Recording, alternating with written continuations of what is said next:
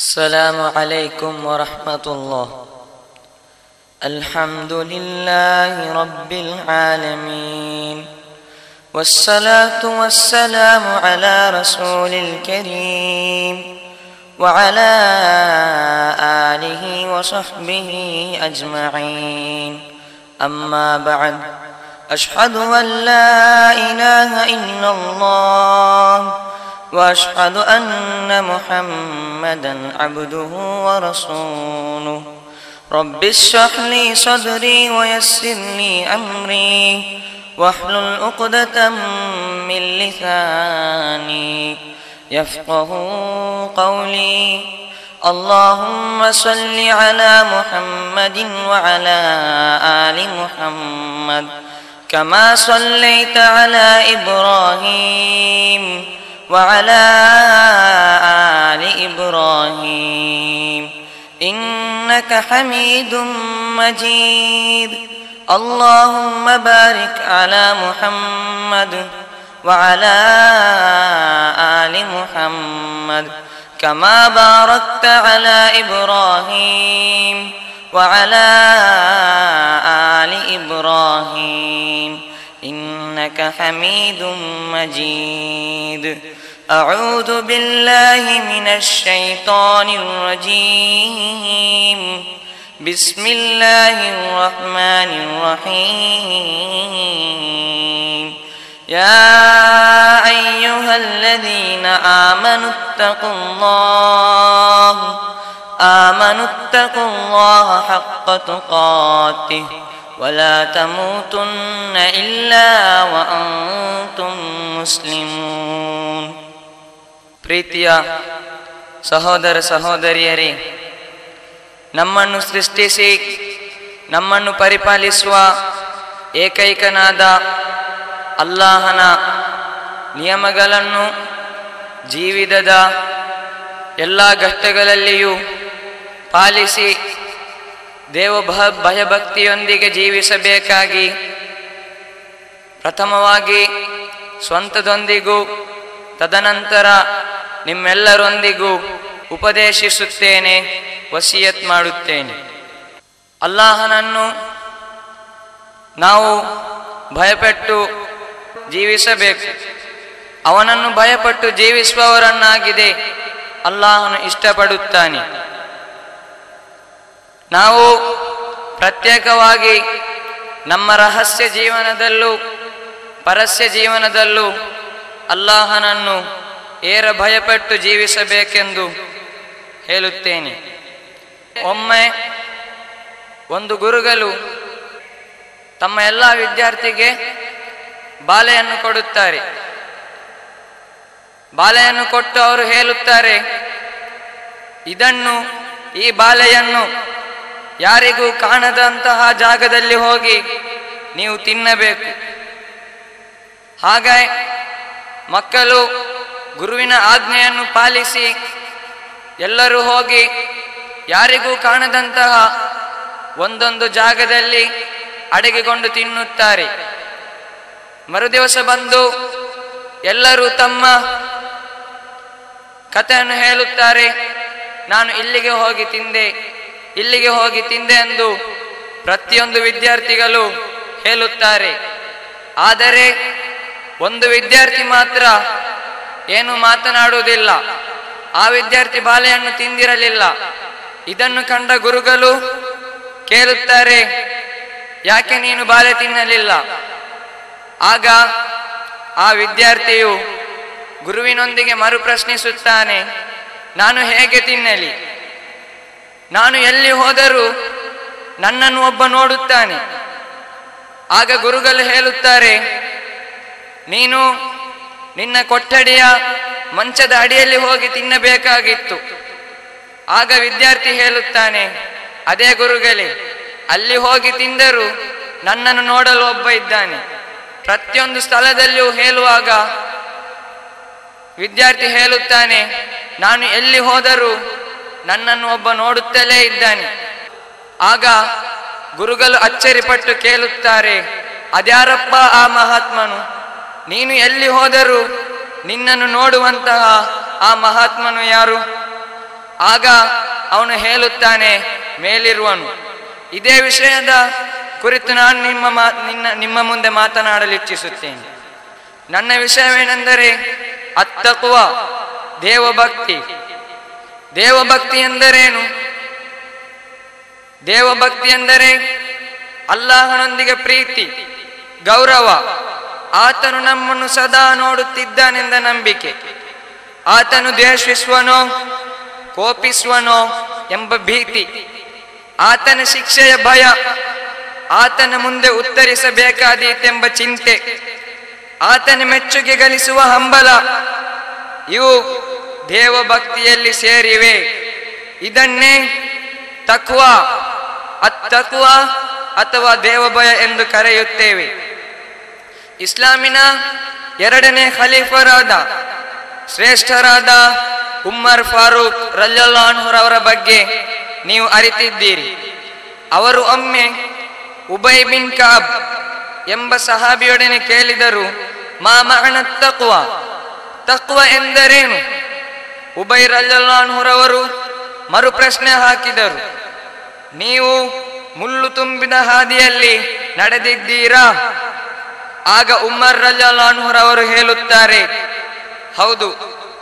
ಉದ್ದ ವಸ್ತ್ರವನ್ನು ಸೇರಿಸಿ ಹಿಡಿದು ನನ್ನ ಮೈಗೆ ಒಂದು ಮುಳ್ಳು ಕೂಡ ತಾಗದಂತೆ ತುಂಬಾ ಸೂಕ್ಷ್ಮವಾಗಿ ಜಾಗೃತೆಯಿಂದ ನಡೆಯುತ್ತೇನೆ. ಆಗ ಉಬೈ ರಲಿಯಲ್ಲಾಹು ಅನ್ಹುರವರು ಹೇಳುತ್ತಾರೆ, ಅದುವೇ ತಕ್ವಾ. ಉಬೈ ರಲಿಯಲ್ಲಾಹು ಅನ್ಹುರವರು ಹೇಳಿದ್ದು ನಿಮಗೆ ಅರ್ಥವಾಯಿತೆ? ನಮ್ಮ ಜೀವನವೆಂಬ ಹಾದಿಯಲ್ಲಿ ಮುಳ್ಳುಗಳು ತುಂಬಿಕೊಂಡಿವೆ, ನಾನಾ ರೂಪ ಮತ್ತು ನಾನಾ ಗಾತ್ರದ ಮುಳ್ಳುಗಳು. ಅಹಂಕಾರ, ಅಸೂಯೆ, ಸುಳ್ಳು, ಮೋಸ ಮುಂತಾದ ದುರ್ಗುಣಗಳು ಮುಳ್ಳುಗಳಾಗಿವೆ. ಅಜಾಗ್ರತೆಯಿಂದ ನಡೆದರೆ ನಮ್ಮ ಹಾದಿಯಲ್ಲಿರುವ ಮುಳ್ಳುಗಳು ನಮ್ಮನ್ನು ಕೆಡಿಸುತ್ತದೆ, ಅಪಾಯಕ್ಕೀಡು ಮಾಡುತ್ತದೆ. ಆದ್ದರಿಂದ ಬಹಳ ಎಚ್ಚರಿಕೆಯಿಂದ ನಡೆಯಬೇಕು. ಜೀವನವೆಂಬ ಹಾದಿಯಲ್ಲಿ ಜಾಗೃತೆಯಿಂದ ಕಾಲಿರಿಸಬೇಕು. ಇದುವೇ ಉಬೈ ರಲಿಯಲ್ಲಾಹು ಅನ್ಹುರವರ ಮಾತಿನ ಅರ್ಥ. ಹಾಗಿದ್ದರೂ ಇಸ್ಲಾಮಿನ ಹಾದಿಯು ಇಕ್ಕಟ್ಟಾಗಿದೆ ಎಂದು ಭಾವಿಸಬಾರದು. ಮಾನವರಿಗೆ ಅವಶ್ಯಕವಾದ ಎಲ್ಲ ಕಾರ್ಯಗಳನ್ನು ಅನುಮತಿಸಿದ್ದಾನೆ, ಹಾನಿಕಾರವಾದ ಎಲ್ಲ ಕಾರ್ಯಗಳನ್ನು ನಿಷೇಧಿಸಿದ್ದಾನೆ. ನಿಷೇಧಿಸಿದ ಕಾರ್ಯಗಳನ್ನು ತೊರೆದರೆ ದೇವಭಯ ಅಥವಾ ತಕ್ವಾದ ಅರ್ಧಂಶವಾಯಿತು. ಇನ್ನು ಅಲ್ಲಾಹನು ಮೆಚ್ಚುಗೆಗೊಳಿಸಿದ ಕಾರ್ಯಗಳಿದೆ, ಅದನ್ನು ಜೀವನದಲ್ಲಿ ಪಾಲಿಸಿದರೆ ತಕ್ವವು ಪೂರ್ಣವಾಯಿತು. ತಕ್ವವನ್ನು ಪಾಲಿಸುವುದರಲ್ಲಿ ನಮಗೆ ತುಂಬಾ ಲಾಭಗಳಿವೆ. ಮೊದಲನೇದಾಗಿ ಏನೆಂದರೆ, ತಕ್ವಾವು ಅಲ್ಲಾಹನ ನೆನಪು ಮನದಲ್ಲಿ ಸದಾ ಉಳಿದುಕೊಂಡಿರುತ್ತದೆ. ಅದಲ್ಲದೆ ತಕ್ವಾ ಎಲ್ಲ ಸದ್ಗುಣಗಳ ಮೂಲವೂ ಆಗಿದೆ. ತಕ್ವಾದ ಪ್ರೇರಣೆ ನೀಡುವ ಅನೇಕ ವಾಕ್ಯಗಳು ಪವಿತ್ರ ಕುರ್ಆನಿನಲ್ಲಿವೆ. ಇನ್ನು ನಮಗೆ ಕುರ್ಆನ್ ಮತ್ತು ಹದೀಸ್ಗಳ ಮೂಲಕ ನಮಗಿನ್ನೂ ತಿಳಿಯಬಹುದು. ಅಲ್ಲಾಹನು ಪವಿತ್ರ ಕುರ್ಆನಿನಲ್ಲಿ ಹೇಳುತ್ತಾನೆ, 2ನೇ ಅಧ್ಯಾಯದ 194ನೇ ಸೂಕ್ತಿಯಲ್ಲಿ, ಅಲ್ ಬಕರಾದ 194ನೇ ಸೂಕ್ತಿಯಲ್ಲಿ ಅಲ್ಲಾಹನು ಹೇಳುತ್ತಾನೆ, ವತ್ತಖುಲ್ಲಾಹ ವಅಲಮು ಅನ್ನಲ್ಲಾಹ ಮಅಲ್ ಮುತ್ತಖೀನ್. ಅಲ್ಲಾಹನನ್ನು ಭಯಪಡಿರಿ, ಅಲ್ಲಾಹನು ಭಯಭಕ್ತಿ ಪಾಲಿಸುವವರ ಜೊತೆಗಿರುವನೆಂದು ನೀವು ತಿಳಿದಿರಬೇಕು.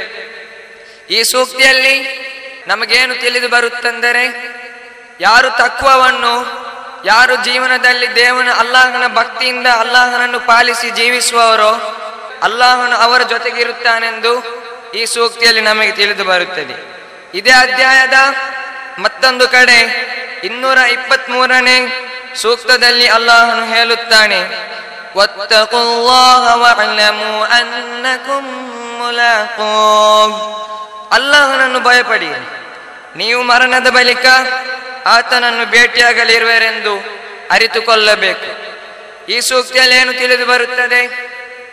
ನಾವು ನಮ್ಮ ಜೀವನದಲ್ಲಿ ಅಲ್ಲಾಹನನ್ನು ಭಯಪಟ್ಟು ಜೀವಿಸಿಕೊಳ್ಳಬೇಕು. ಏಕೆಂದರೆ ನಮ್ಮ ಮರಣದ ಬಳಿಕ ಅಲ್ಲಾಹನನ್ನು ಭೇಟಿಯಾಗಲಿಕ್ಕಿದೆ. ಖಂಡಿತವಾಗಿಯೂ ನಮಗೆ ಅಲ್ಲಾಹನನ್ನು ಭೇಟಿಯಾಗಲೇಬೇಕು. ಇನ್ನು ಕೆಲವರು ಜನರಲ್ಲಿ ತುಂಬಾ ತಕ್ವ ಇದ್ದಂತೆ ತೋರಿಸುತ್ತಾರೆ, ಅನೇಕ ನಮಾಜ್ ಮಾಡುತ್ತಾರೆ, ಹಾಗೆ ಇತ್ಯಾದಿ ಕೆಲವು ಕಾರ್ಯಗಳು ಮಾಡುತ್ತಾರೆ. ನಾನಾ ರೀತಿಯ ಸೋಗು ಹಾಕಬಹುದು. ಆತನನ್ನು ಜನರು ನೋಡಿ ಬಹಳ ದೊಡ್ಡ ಮಹಾಭಕ್ತಿ ಮುತ್ತಕಿ ಎಂದು ಭಾವಿಸಬಹುದು. ಆದರೆ ಅವನು ನಿಜವಾದ ಭಕ್ತನೋ ಎಂಬುದನ್ನು ಅಲ್ಲಾಹನು ಬಲ್ಲನು. ಏಕೆಂದರೆ ತಕ್ವ ಮನಸ್ಸಿನಲ್ಲಿರುತ್ತದೆ. ಒಂದು ಹದೀಸ್ ನೋಡಿ, ನಬಿ ಸಲ್ಲಲ್ಲಾಹು ಅಲೈಹಿ ವಸಲ್ಲಂ ರವರು ಎದೆಯನ್ನು ತೋರಿಸುತ್ತಾ ಅತ್ತಕ್ವಾ ಹಾಹುನಾ ಅತ್ತಕ್ವಾ ಹಾಹುನಾ ಅತ್ತಕ್ವಾ ಹಾಹುನಾ ಎಂದು 3 ಸಲ ಹೇಳಿದರು. ತಕ್ವ ಇಲ್ಲಿದೆ, ತಕ್ವ ಇಲ್ಲಿದೆ, ತಕ್ವ ಇಲ್ಲಿದೆ. ಇಲ್ಲಿದೆ ಅಂದರೆ ತಕ್ವ ಮನಸ್ಸಿನಲ್ಲಿರುತ್ತದೆ.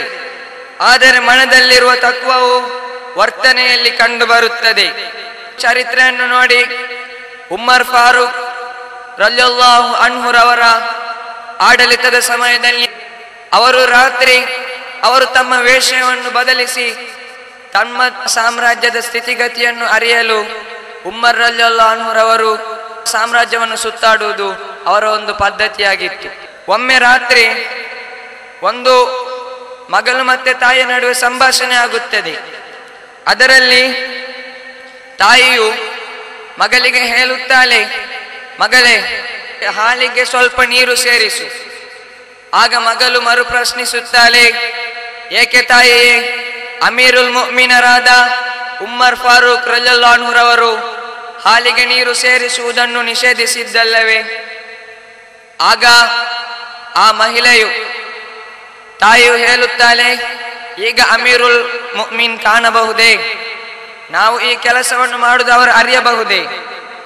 ಆಗ ಅವರು ಹೇಳುತ್ತಾರೆ, ಅಮೀರುಲ್ ಮುಅ್ಮಿನೀನ್ ಕಾಣಲಿಲ್ಲದಿದ್ದರೇನು, ಅಲ್ಲಾಹನು ನಮ್ಮನ್ನು ನೋಡುತ್ತಿದ್ದಾನೆ. ಇದಾಗಿದೆ ತಕ್ವಾ. ನೋಡಿ, ಜೀವನದಲ್ಲಿ ನಮ್ಮನ್ನು ಯಾರು ನೋಡದಿದ್ದರೂ ಅಲ್ಲಾಹನು ನಮ್ಮನ್ನು ಸದಾ ನೋಡುತ್ತಿರುತ್ತಾನೆಂದು ಈ ಒಂದು ಚರಿತ್ರೆಯಲ್ಲಿ, ಈ ಒಂದು ಘಟನೆಯಲ್ಲಿ ನಮಗೆ ತಿಳಿದು ಬರುತ್ತದೆ.